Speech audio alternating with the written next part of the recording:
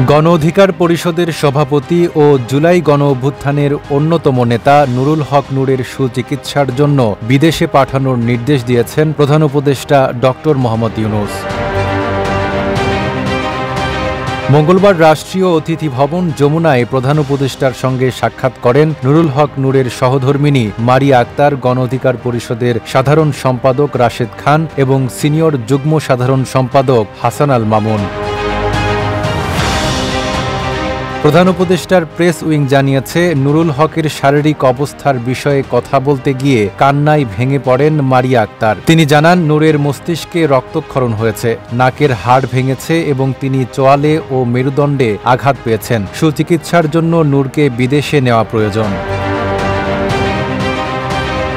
এ সময় প্রধান উপদেষ্টা তাৎক্ষণিকভাবে স্বাস্থ্য মন্ত্রণালয়কে সুচিকিৎসার জন্য নূরকে বিদেশে পাঠাতে নির্দেশ দেন। তিনি বলেন, এ ঘটনায় আমরা সবাই স্তম্ভিত। তার সুচিকিৎসায় আমরা সব ধরনের ব্যবস্থা নিয়েছি। একই সঙ্গে এ ঘটনায় বিচার বিভাগীয় তদন্ত হচ্ছে।